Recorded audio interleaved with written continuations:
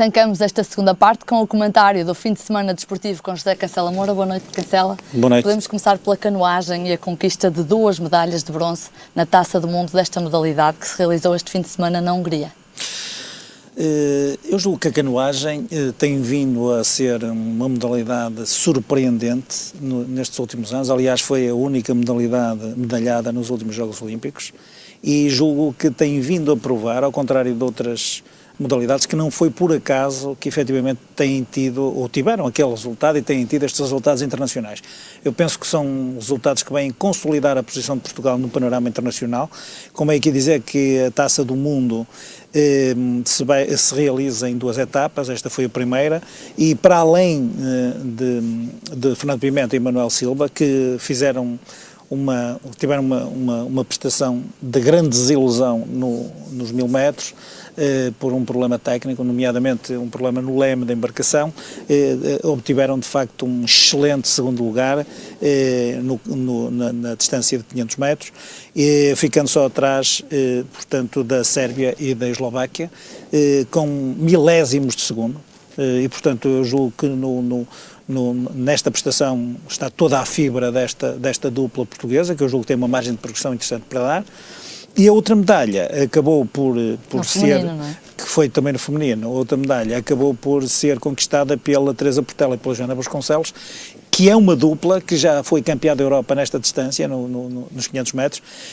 Depois também, foi uma coincidência de terem feito nos 200 metros, peço desculpa, depois de uma desilusão bastante grande ao nível da distância de 500 metros, onde de facto também nem sequer conseguiram obter qualquer relevância de maior. E portanto, quer um resultado, quer outro, julgo que sustentam que esta modalidade pode ser muito interessante, nomeadamente para o Rio de Janeiro, portanto para os Jogos Olímpicos, e penso que esta prestação na Taça do Mundo também pode ser muito interessante para a seleção portuguesa, que está a preparar a sua participação nos europeus. Recordo que pela primeira vez que se vai realizar em Portugal, no próximo mês de junho, em Montemor Velho, portanto o europeu vai ser realizado pela primeira vez em Portugal, e também nós sabemos que existirá um Mundial, portanto, de canoagem no final de agosto na Alemanha, e eu julgo que esta Taça do Mundo para a seleção pode ser um ensaio interessantíssimo para os resultados que possa vir a alcançar. Estes não foram os únicos que conquistaram bons lugares, não é? Não. Temos também o caso de Hélder Silva, que foi 6º em C1 200 metros, Bruno Cruz e Nuno Silva, que foram 8º em C2. Eu aqui, relativamente ao Hélder Silva, gostava de dizer que este 6º lugar foi muito importante, é um excelente resultado, porque o Hélder Silva teve que ombrear com muitos campeões do mundo, campeões europeus, olímpicos, e portanto julgo que é um destaque merecidíssimo para este canoísta. Ainda para mais a modalidade de canoa, que é assim em que participou este C1, ainda se torna mais difícil, porque é uma modalidade em que estão a fazer uma prova com um joelho apoiado e um levantado durante toda a prova, portanto o equilíbrio ainda é mais difícil, portanto julgo que a competitividade desta prova em C1 julgo que dá ainda maior valor à participação do Hélder Silva. Relativamente à dupla em C2, o Bruno Cruz com o Nuno Silva acabaram por surpreender pelo facto de irem disputar a final, o que significa que, para além daquilo que são valores consolidados na própria modalidade, como as duplas há neste momento valores emergentes muito interessantes, que efetivamente podem vir num futuro a dar garantias de dar continuidade a este êxito da modalidade em termos internacionais. O que faz até algum sentido, se tivermos em conta que nós temos, sobretudo ao nível de rios, um cada vez maior aproveitamento das localidades ribeirinhas para o desenvolvimento desta modalidade.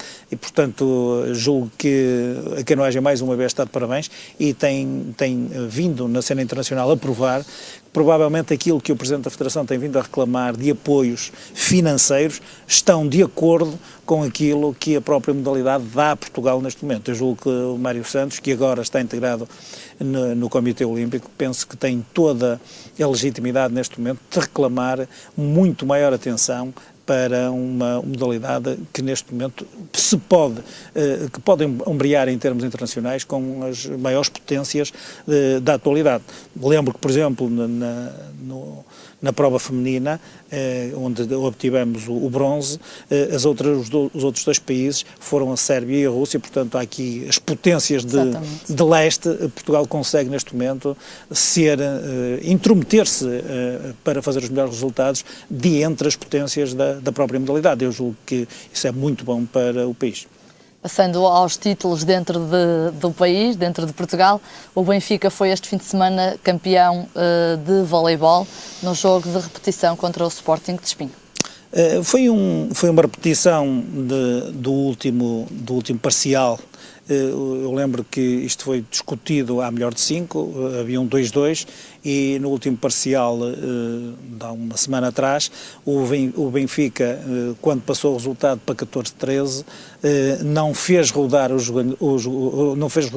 a equipa e serviu o jogador que tinha servido anteriormente, que foi o Vinhedo, e portanto isto foi mais do que constatado. A questão é que a euforia, pelo facto de se ter atingido o 15º ponto, acabou tomou conta de tudo e inclusivamente os próprios adeptos do Benfica tomaram conta do recinto e, portanto, não havia condições, de facto, para dar continuidade e corrigir o erro técnico que foi admitido por todos. O Conselho de Disciplina mandou repetir o jogo e eu penso que desta vez que o Benfica, sem margem para dúvidas, evidenciou a sua superioridade. Apesar de o Sporting de Espinho ter ameaçado e ter ganho o primeiro set. Sim, aliás, eu ia dizer, não se pense que foi fácil. Nós estamos a falar de duas equipas que têm um grande conhecimento recíproco uma da outra.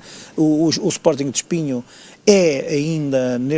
foi ainda neste jogo uma equipa muito coesa, muito determinada. É importante que se diga que estão a viver dificuldades do ponto de vista financeiro muito graves. Aliás, a própria secção poderia ter estado em risco, portanto, no próprio início da época. Eu julgo que isto é muito meritório para uma equipa como o Sporting de Espinho e, como disse muito bem, o próprio primeiro set venceu o Espinho.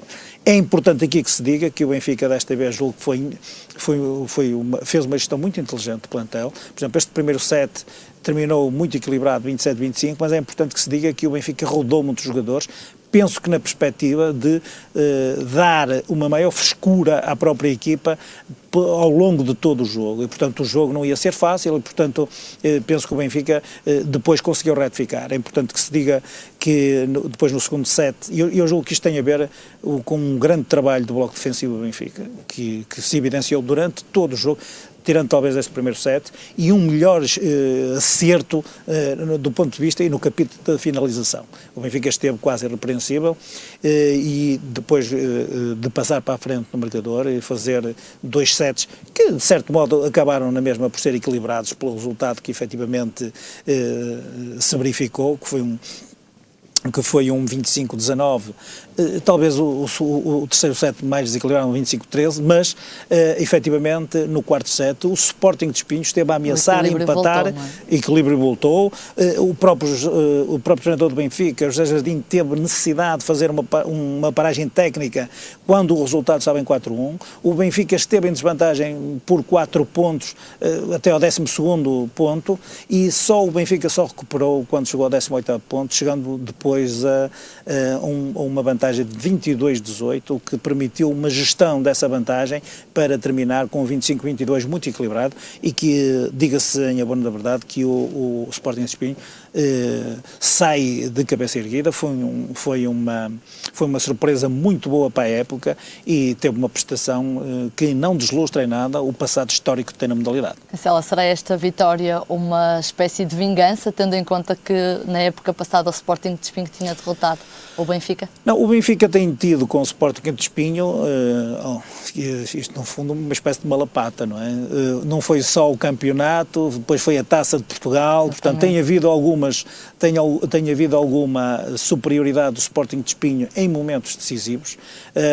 Não se apontava para essa superioridade face ao facto de todos reconhecerem que o Benfica no voleibol é quase uma equipa distinta de todas as outras em termos de composição e alternativas do próprio plantel, mas não há dúvida nenhuma que o Sporting de Espinho, em momentos capitais de algumas competições, e referiu-se o campeonato do ano passado, refiro a Taça de Portugal, portanto o Sporting de Espinho tem tido bastante qualidade e tem demonstrado em campo aquilo que é atribuído ao Benfica em termos de favoritismo. Portanto, julgo que até o Benfica acaba por, para si próprio, ser muito importante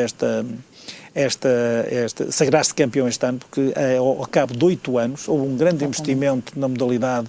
O Benfica tem feito um grande esforço de investimento nas amadoras e julgo que o voleibol tinha sido, face às expectativas desportivas e dos resultados desportivos a alcançar, tinha vindo a perder sucessivas oportunidades, o que é muito importante para o relançamento da modalidade dentro do próprio Benfica. Apesar desta derrota, o Sporting de Espinho continua a ser o clube com mais títulos no voleibol. Cancela Moura, obrigada. Até para a semana. Voltamos com mais comentários do fim de semana desportivo.